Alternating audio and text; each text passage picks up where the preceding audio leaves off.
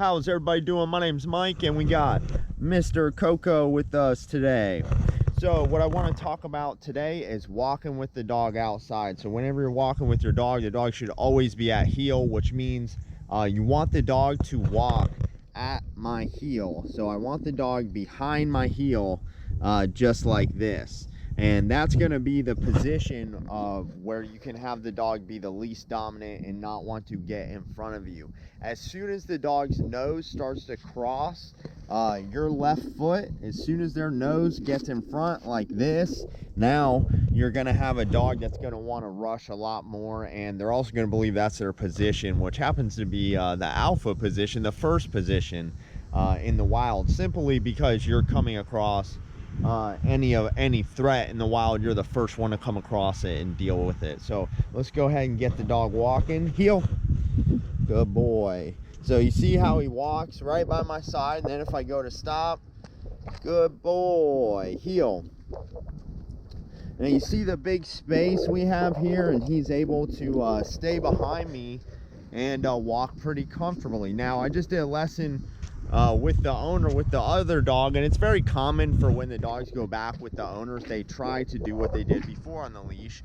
I always tell the owners that, you know, I'm on day 21 with the dog, you're on day 1, so you have to create that same rapport. So this dog pulled very bad. The other dog was foraging on the lessing, wanting to go forward. So it's very typical for when the owners get the dogs back that they're gonna have to correct the dog as they walk. So if I'm walking and the dog doesn't stop, I have to actually correct them, just like you saw right there, for me to get him to stop. Heel. So if I go and I stop and he doesn't stop, I have to correct him to get him to stop. Heel.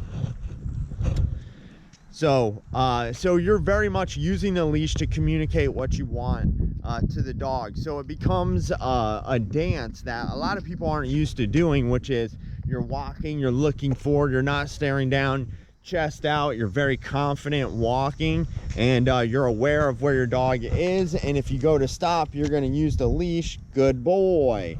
So what you just saw there is an example of the training working just in real time. I corrected the dog twice when I stopped because he didn't stop fast enough, and then now you see him stopping when I stop and sitting. So we'll go ahead and show you that again. Heel.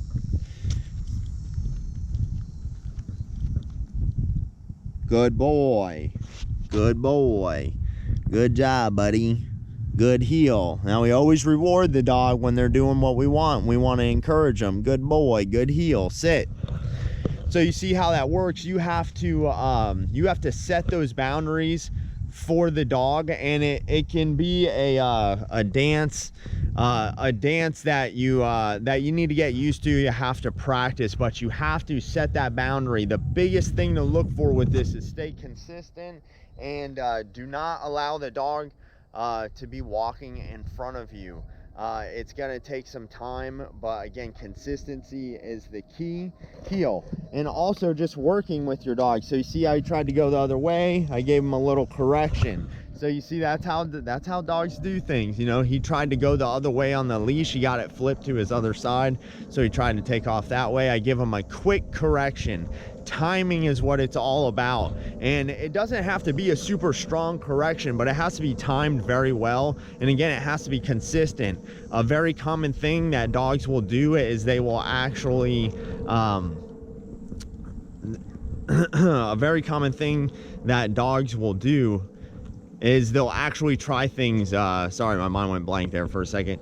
A very common thing they'll do is they'll actually try to go ahead and do the same thing over and over, right? So if I'm walking and he tries to go ahead of me and he's excited, forging ahead, he's gonna keep trying to do it over and over again. So, and if I don't pay attention to him and I just walk without even glancing down at all or being aware of where the dog is, he will absolutely float up this way in front of me. He will float up in front of me, and all dogs are different. So, you know, some dogs are going to be easier to make heel. Of course, like a shepherd puppy is going to be more difficult to heel than a dog full grown who is, you know, only like 5 or 10 pounds. You know, it's going to be easier to get them to heel. Good boy. Good job, buddy. Good boy, Coco. Good sit.